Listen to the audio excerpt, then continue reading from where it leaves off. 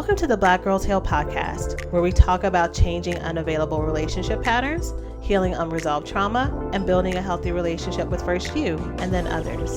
Every episode, we will talk about actionable advice that you can apply today to break unhealthy patterns and grow your self-worth. I'm Sheena Tubbs. Let's begin. Hello, ladies, and welcome to the latest episode of Black Girls Heal. It feels so good to be recording this with my computer, with my microphone. I had been stalking my computer repair guy because I was like, I need my computer back, and I did not want to record another episode on my phone where I couldn't edit it or be able to actually, take my time with it. So, thank you, Ed. Shout out to you for withstanding all of my phone calls because it is why I'm able to get you this episode out on this Thursday. So I hope that you're doing well. I hope that you're taking care of yourself. I hope that you are surrounding yourself with people who love you. And I hope that if you clicked on this episode, whether you are a regular listener of Black Girls Heal or not, I hope that you find the content helpful. So here in this podcast, I talk to Black women who struggle with intimacy disorders and attachment. And one of the things that I really highlight, and especially in last week's Gorilla recorded episode, which I'm going to go back and add the intro and everything to later on. So if you see that episode is categorized as a new episode in your feed in the next days or week, it's the same episode. I'll probably cut some things out, added some things to it, but just so you know, you did listen to it if you listened to it already. Not the point. In this podcast, I talk about how important it is to have healthy connections with other people as part of your healing process. If you try to heal your wounds and your trauma in regards to attachment and connection by yourself, you're only reinforcing the fears of connecting with other people and being intimate. So you really need to find healthy friendships, healthy people that you can be vulnerable with, and then you actually need to start being vulnerable with them. And so I've talked about that before, and I am very much aware because I've also talked about the trust issues that get in the way, times that people may have hurt you or stabbed you in the back or taken your power away, and that these can be some of the sources of being avoidant in relationships. But there was one place that I did not give specific voice to. I've mentioned it in different places over the last year and a half of having this version of the podcast out. But I never specifically highlighted how it could potentially be hard for some Black women to connect to other Black women because of social trauma that they had growing up of being rejected by other Black girls. And the rejection being a factor of being considered not being Black enough, not being accepted for who they are in that way, and that has created a wound and a fear as an adult woman, even though you might be able to intellectualize why it may have happened and that it wasn't fair and that that's not everybody, but it's still hard for you to open up to other women who look like you because of this very real trauma. So in this episode, this is what I want to talk about. I want to talk to specifically the women who may relate to that in hopes of giving voice to some of the things you may have felt.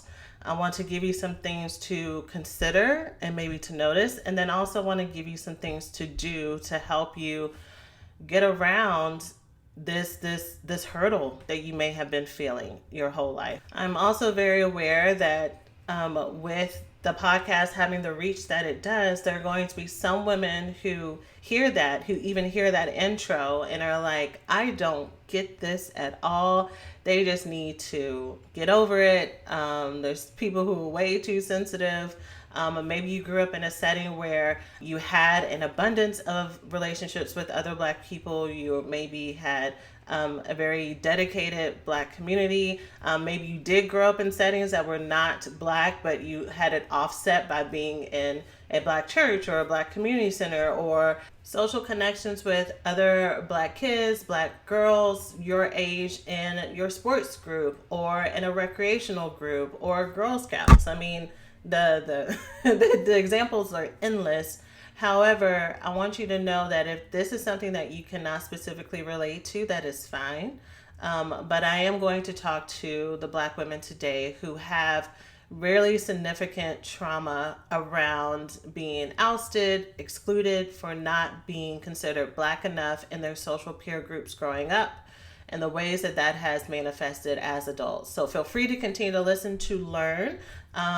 Feel free to continue to listen to see if maybe this is you, if you can relate in some ways, or just listen because you like the podcast. But that is the focus for today. So let me tell you first how the idea for this podcast episode even came about. I was talking with a group of my girlfriends, and while we were checking in about how we were doing, one of them was really open and vulnerable, which again is so important that you are vulnerable in your friendships, because it really does help heal the other people around as well instead of keeping things in. But she was vulnerable about how she had recently gone to an event that was dedicated to Black women, and a lot of the fear that she had been having in connecting with some of the other women there because she was so afraid of being rejected. So this friend grew up in settings that were not primarily Black, and so she has always had this narrative, or people who've told her that she was not Black enough, finding that it's easier to connect with non-Black people on experience because of the neighborhoods and the schools that she grew up in. But as far as culture and feeling accepted in home, she could not connect with them because she is a Black woman with a Black family from Black culture. And so just constantly feeling this in between.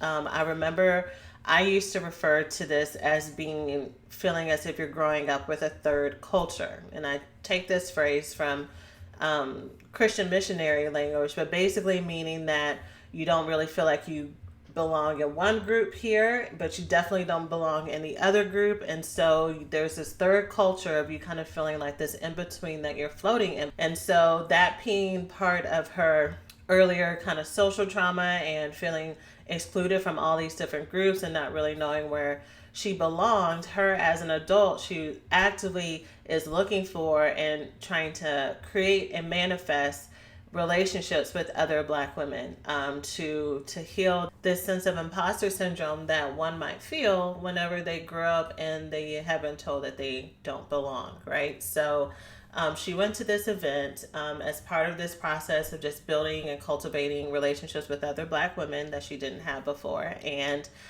she felt that anxiety with talking with other Black women, worrying that if she, even in her adult body and her adult mindset, that if she showed up as her full self, that she would end up being rejected because her full self didn't fit in with how she was supposed to act. So she talked about going back and forth between overcompensating and trying to really play up who she thought she was supposed to be and act like to be included, and going to the other extreme, which was just kind of avoiding it and sitting by herself, or, just not really putting herself out there.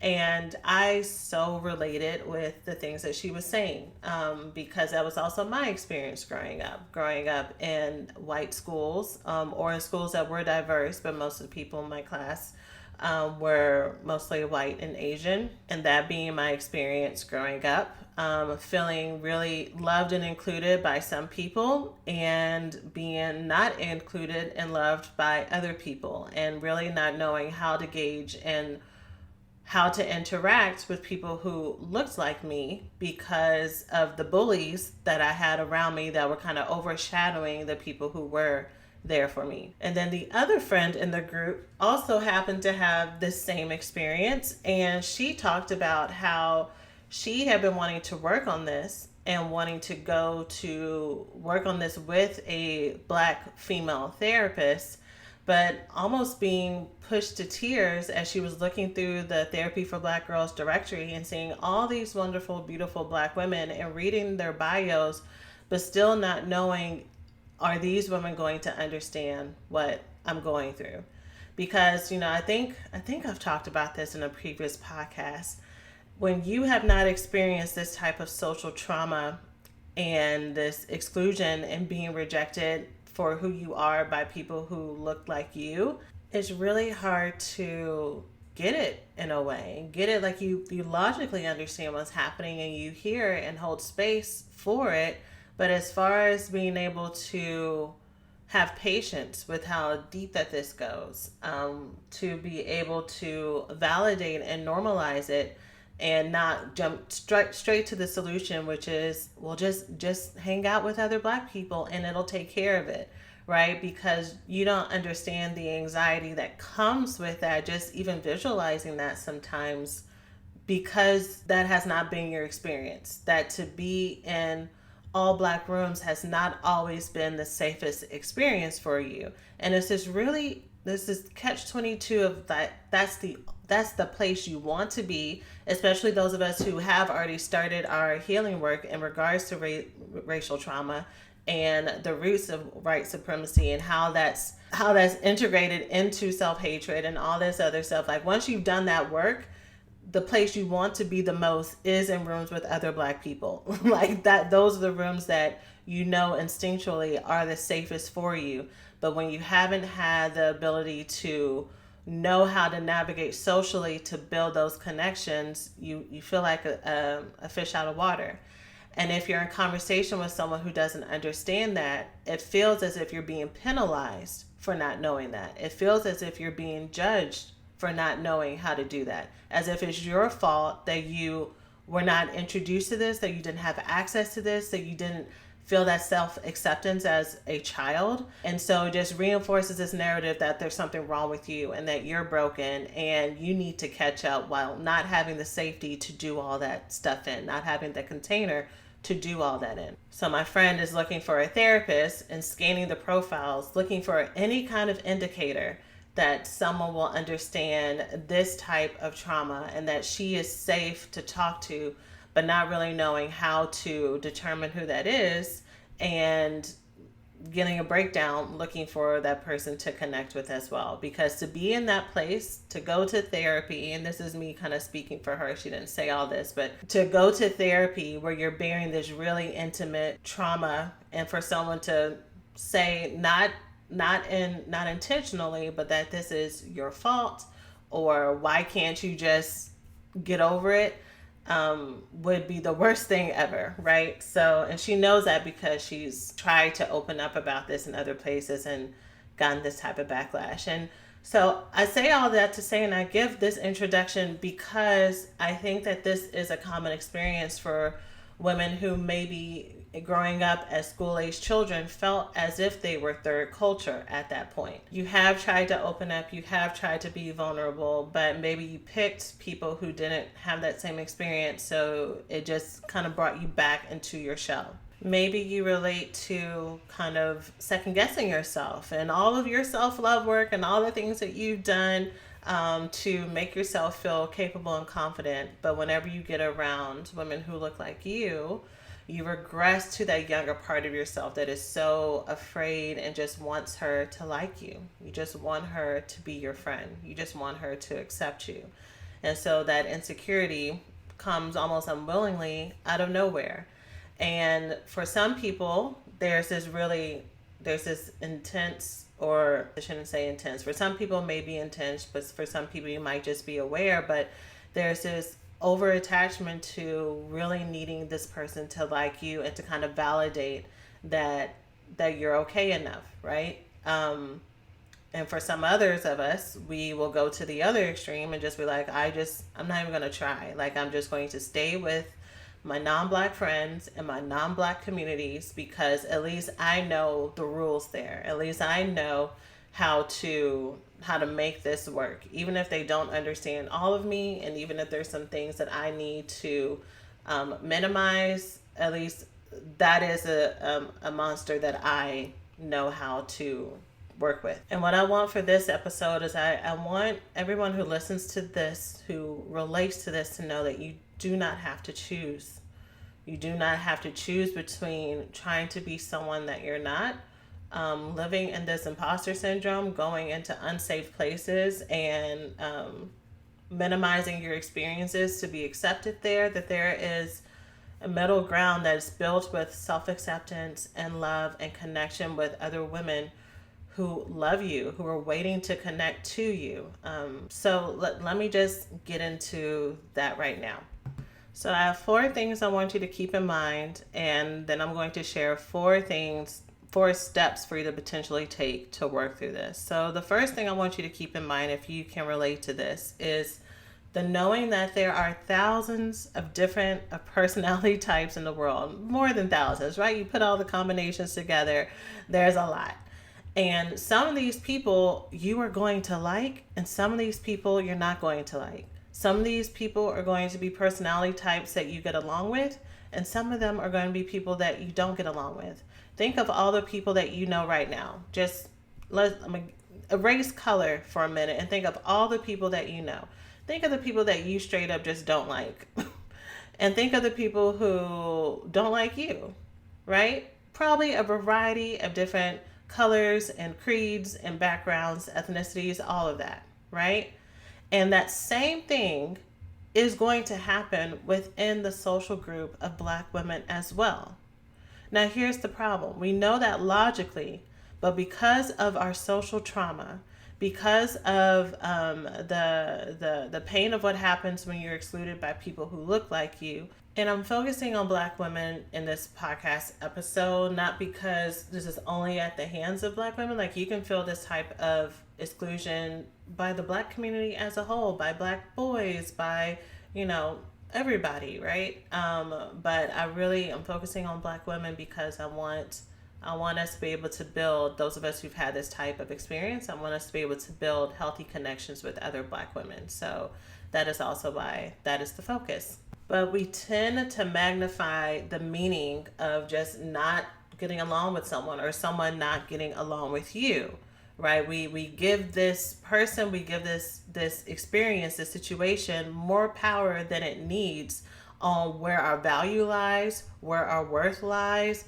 because this is a wound and a gap that we haven't filled ourselves. So when we meet this woman who, for whatever reason, we just don't gel with, we take that to mean that we have failed. We take that to mean that it is evidence that there is secretly something broken with you, and that you're not really invited to the cookout. That one day someone's going to look around and realize that you're here and you're not supposed to be here. But girl, this is your cookout. You are home. This is where you're supposed to be. This is your community. And just because you do not connect with this person does not mean anything about your worth, about your Blackness, about any of that, right? She just has a different experience, a different personality, a different set of likes and dislikes than you. And that is totally okay. She is wonderful the way that she is, and you are wonderful the way that you are. And those are not mutually exclusive. There has never been anything wrong with you, but the problem is you growing up, you never had your voice, you never had your hobbies, you never had your taste, you never had your talents validated by I guess enough people, or maybe you were validated, but like I was saying before, you had some bullies around you that just overshadowed the love that you were getting. And we have to rewrite these narratives and these truths and say that we are in charge of our own stories. We get to look back at these different experiences that did happen and give it meaning. We are in charge of the meaning, not them, not anybody else. So if I choose to look at an experience and say that this is proof that I am awkward, that I don't belong, that there's something wrong with me, then that is the story I'm going to live and build my life and connections off of, right? Versus creating a different meaning about whether or not you have always been enough exactly as you are. You've been more than enough. You are delightful and funny and chosen and beautiful and quirky or funny or goth or whatever you are, and that is enough. Which leads into the second thing that I want you to consider is maybe you could be projecting your own lack of self-acceptance onto these women. These women are not actually rejecting you. They're not going to reject you. They would actually probably really love to talk to you and get to know you, but you are anticipating rejection before it happens. And because of that, you are actually creating or co-creating this reality that something bad is going to happen, or they're not going to be your friend, or you're going to have to show up in a way that is not natural to you to show up in, and which doesn't allow you to show up as your full self. And when you don't show up as your full self, no one's going to be able to connect to you in the first place, right? They're going to be like throwing spaghetti on a slippery wall, which, slippery walls don't exist, but you get my metaphor. Like, it's not going to stick. They're going to have nothing to attach to because you are just a shell of who you actually are. You're hiding. You're trying to smooth out all these edges that you think are rough, which are really the things that make you beautiful. They're the things that make you worth connecting to and worth getting to know. So embrace all the things that make you uniquely you, right? I remember when Issa Rae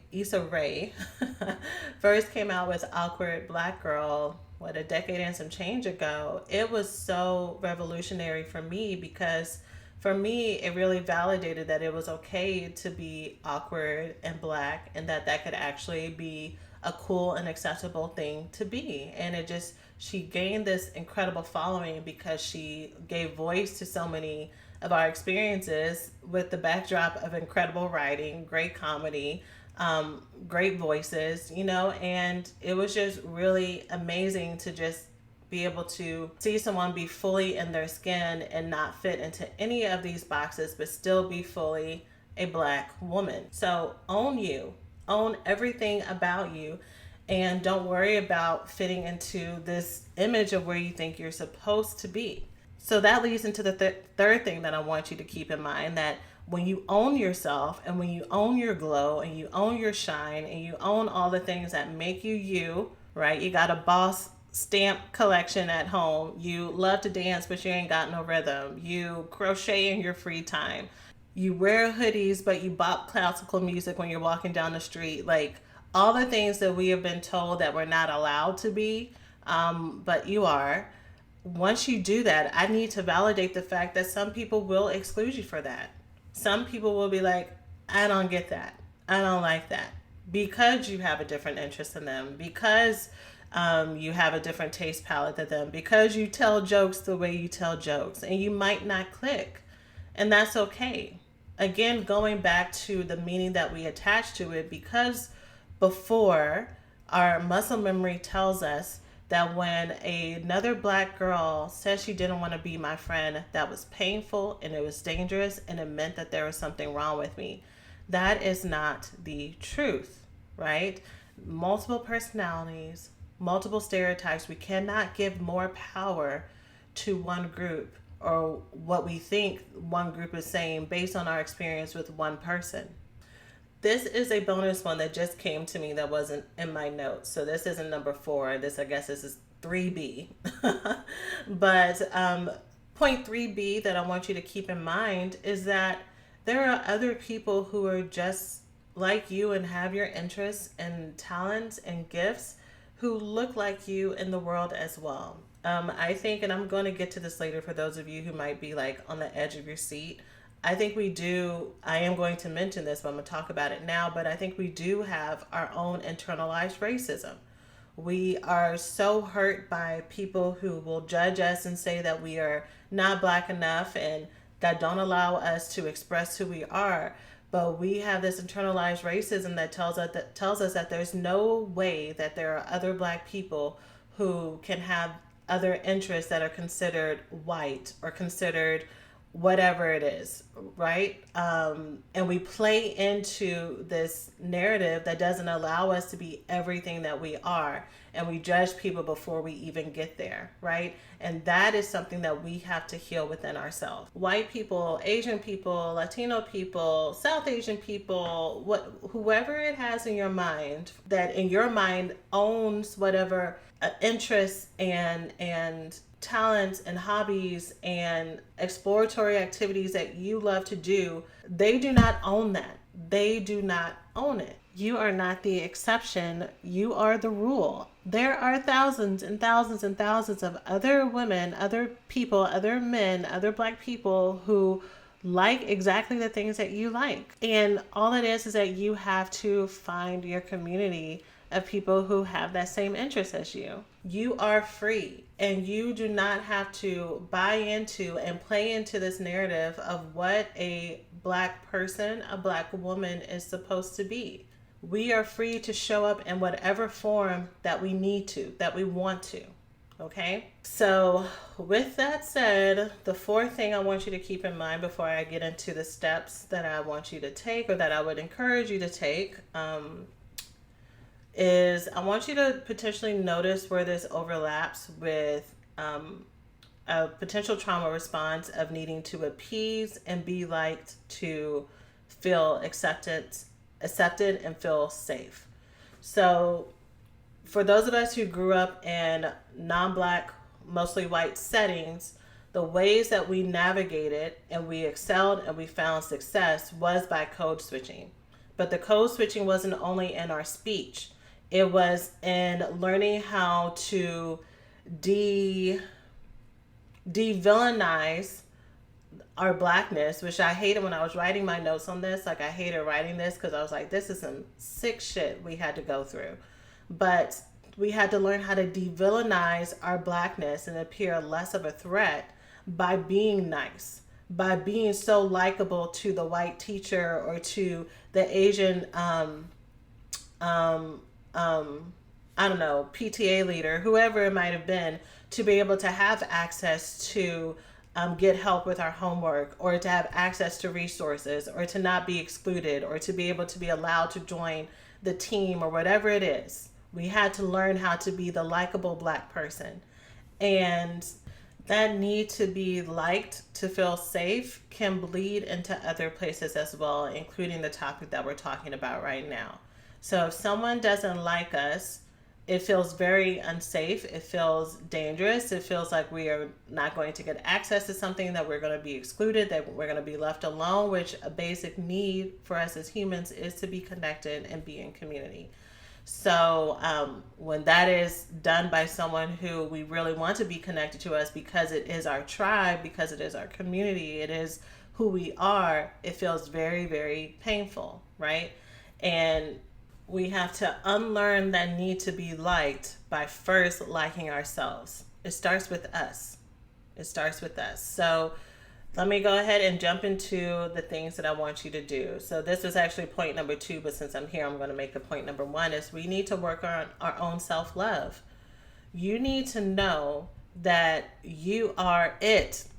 You need to know that you are so amazing, so funny, so interesting, so smart, so talented, so diverse, so flexible, so whatever adjectives make your heart sing. You need to know that you are so amazing in those areas that of course someone's going to want to be your friend. Like, it's not even a question. Like, I fully accept me, and I know that I bring value in every place that I go. I know that I am worthy. I believe it deep in my heart that I'm worthy. So I don't go into any situation, and this is not me saying me, this is the voice I want you to adopt, but I don't go into any situation expecting and anticipating rejection, because like, I am love. I radiate love. I love other people. Like, why wouldn't I connect with someone else? Acceptance is the baseline. I go into every situation wanting to be open to getting to know someone and allowing them to get to know me,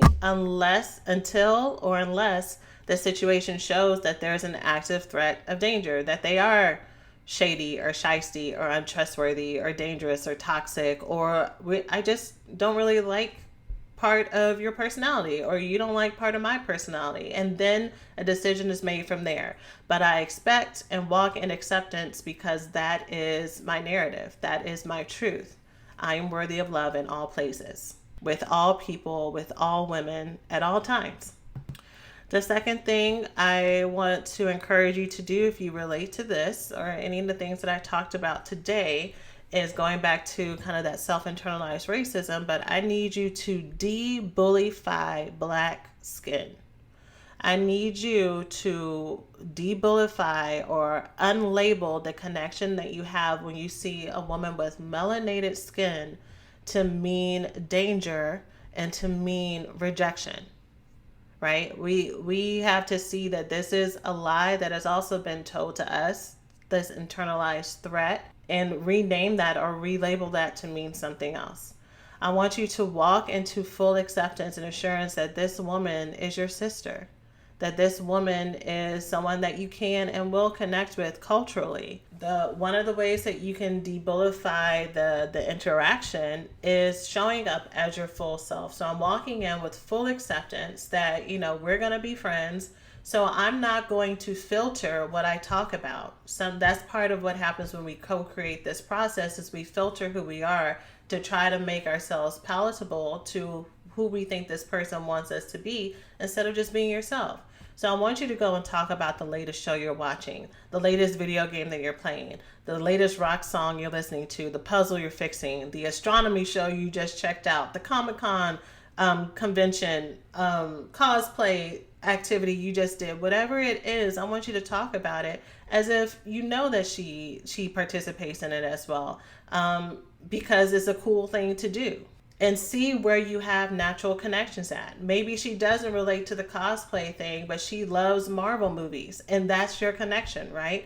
But you were going to go into this situation omitting this part of yourself because you felt this internalized bias that Black people aren't allowed to like these things, and because I'm meeting another Black woman, I have to perform. We're not doing that. Show up as you, because you are enough. The third step I would encourage you to take is to focus on the Black women friendships that you do have and how life-giving they are. I would bet money that any woman who's listening to this podcast and who has related to kind of growing up feeling as if you're the odd person out, the third culture term that I mentioned before, that you as an adult, you have relationships with Black women that are life-giving, that you have wonderful women that you've connected to, that you laugh with and they laugh with you, and they understand you and you understand them. And while you are looking around and creating this and focusing on things that you do not have, you're missing out on the things that you do. You're missing out on the relationships that are there to help you flourish and grow. Right? And again, you are co-creating this narrative, this reality that you are always going to be the outcast, versus focusing on the fact that you got some thriving people in front of you right now. So what would happen if you focused on them? What would happen if you focus on the facts that you do have beautiful relationships with women who look like you, right? That this type of love and connection is not dangerous, that it's actually pretty fruitful in healing. And the last thing I want you to do is I do want you to do real trauma work on the things that we talked about today, right? This is what's probably going to end up being a 40 to 45 minute episode where I'm just, talking about the things that I've heard, the things that I've seen, and giving you some beginning tips or suggestions that may fit for you, that may not fit for you, which is totally fine. But whatever does stick, whatever does kind of stand out to you, I want you to get some work with a therapist to help you work through that. And for me, I think there are two different categories, which is, I think, kind of the gap that I've seen when people do talk about this, is there's usually just more focus on one category versus the other, if the other one is even mentioned at all. So the first one is to work on the racial trauma that does and continues to happen and did happen to you at the hands of non-Black people in the systems that keep it going, right? The impact of the needing to code switch and to hide who you are to get the things that you needed in those situations, right? And the impact of that. And then the second thing I would encourage you to look at is getting support for the real social trauma of being excluded and or bullied and just feeling really alone for probably a good part of your formative years, right? And this happens for people who this was the entirety of your childhood. This can happen for those of us who this was just a small portion and you still have some remnants of that pops up every once in a while, even though you have really healthy relationships with other Black girls, Black people, the Black community outside of that. You need to do your work with that because there's still probably some narratives and some things that are there that we have to unlearn to make way for the abundance of love and connection that is there, to make way for real self-acceptance. So hopefully this was helpful. Hopefully this gave language to some of the things that you may have been experiencing, or if you already had language, hopefully this helps you know that you are not alone and that this is a healing process that can and does happen. To help you with this, I was talking with my content manager about this episode and how I wanted this to be the next one based on the conversation I had had with my group of girlfriends. And I was like, what is something that I could do? And I decided I added a question in the Black Girls Healing Circle directory that asked the question, did you grow up third culture?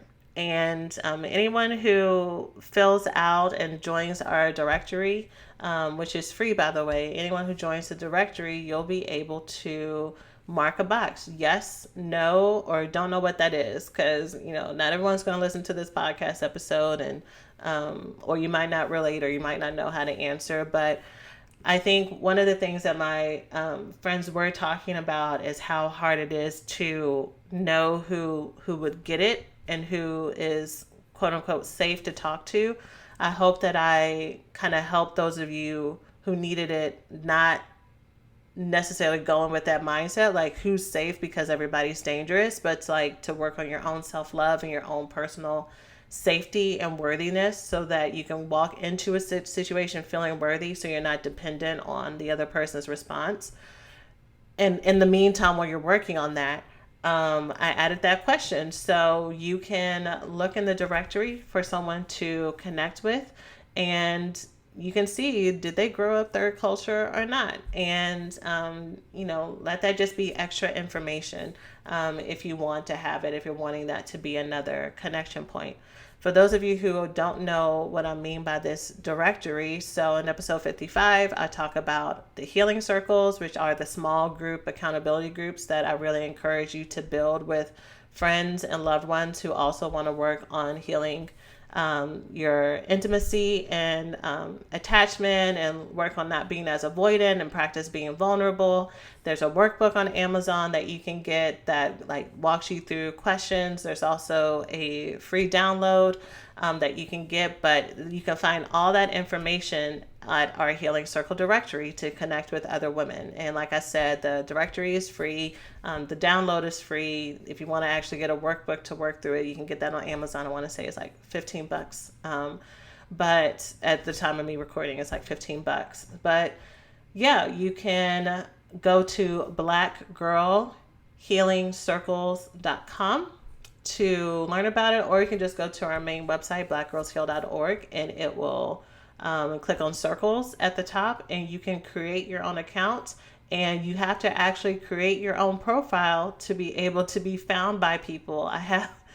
There are about 5 times as many women who have created an account versus ones who've actually created a profile in the directory, which I just find is interesting. I'm like, oh my lovely avoidant women coming in just to scope the scene, but not actually putting yourself out there. And I'm like, okay, got it. Which is why we're having our matchmaking event in April, where I'm going to be matching ladies who want to connect with other people, but who are afraid. So I'll be doing that in April, but you can join the directory for free. And then as far as the healing process, we have You Are Worthy, which is coming out on Valentine's Day. So the time that this episode goes out is a few days away. But for anyone who listens to this later, it'll be out. And so this is a mini course that's going to help you look at these roots of why you don't feel worthy and start to rewrite those narratives, like I was saying, and start to create your own meaning of what you want love and self-acceptance to look like. And so the limited time coupon is still available for those of you who want to get on this and start working on the you that's a part of this common denominator equation. And you can get it by going to blackgirlsheal.org/worthy, entering in the coupon code worthy to take $100 off. And on Valentine's Day is when I'll be sending everybody their links to go ahead and get started. It's self-paced. You have access to it forever. So just come back to it as much as you want to. And yeah, so that's it for this episode. I'm sending all of you love. You are so amazing, and I am so happy that you are here. See you next time. Take care. Hey, so thanks for listening to today's podcast. If you enjoy what you learned today, it doesn't have to stop here. Check out the Black Girls Heal website at blackgirlsheal.org for more resources to help you heal from intimacy disorders like love addiction and love avoidance. The best time to start or restart your healing journey is now. You can grab a free copy of our 5-step roadmap to heal love addiction, love avoidance, and love deprivation by going to blackgirlsheal.org/roadmap. And if you're on social media, feel free to follow us at Black Girls Heal on Instagram and Facebook.